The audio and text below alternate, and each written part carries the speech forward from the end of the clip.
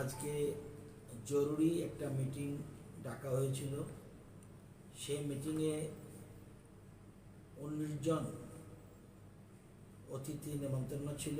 19 জনের মধ্যে 18 জনে প্রেজেন্ট ছিল। প্রত্যেকেই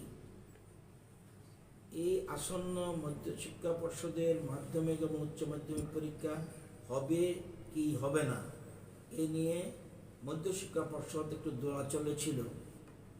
তো আজকে প্রত্যেকেই সেই এডিসি শিক্ষা দপ্তরের যিনি দায়িত্বপ্রাপ্ত উনি সহ আমাদের বর্তমান পর্ষদ সভাপতি, প্রাক্তন পর্ষদ সভাপতি এবং বিশিষ্ট শিক্ষাবিদ যারা ছিলেন, মনোবিদ ছিলেন, স্বাস্থ্য দপ্তরের কর্মকর্তারা ছিলেন, সবাই যার অভিমত ব্যক্ত করেছেন।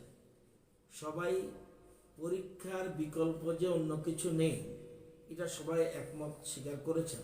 কিন্তু এর মধ্যে এই অবস্থায় পরীক্ষা আদৌ নেওয়া সম্ভব কিনা এই ব্যাপারে সবাই সন্দেহ প্রকাশ করেছেন।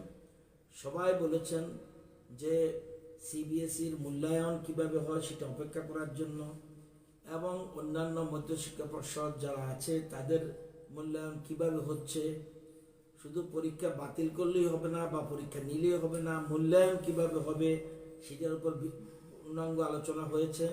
এবং সর্বশেষ পরিস্থিতি এটা ঠিক হয়েছে আরও 7 দিন অপেক্ষা করার জন্য 21 তারিখ চূড়ান্ত মিটিং হবে।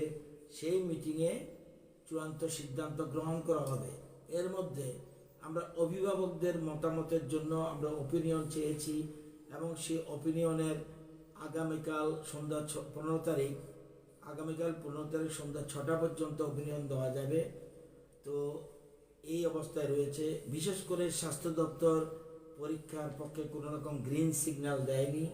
সুতরাং এই পরিস্থিতিতে সবাই যারা উপস্থিত ছিলেন সবাই ঐক্যবদ্ধভাবে ঐক্যমতের ভিত্তিতে আরও 7 দিন অপেক্ষা করার জন্য বলছে। সেজন্য 21 তারিখ দুপুর 12টার সময় আবার মিটিং ডাকা হয়েছে।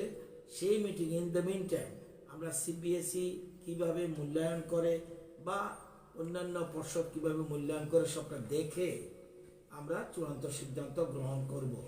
এবং যে পরিস্থিতি যা রয়েছে বর্তমানে এই অবস্থায় পরীক্ষার বিকল্প নাই ঠিক, কিন্তু এই অবস্থায় পরীক্ষা নেওয়া সম্ভব কিনা যতক্ষণ পর্যন্ত না স্বাস্থ্য দপ্তরের গ্রিন সিগন্যাল না পাওয়া যায় ততক্ষণ পর্যন্ত চূড়ান্ত কিছু বলা যাবে না।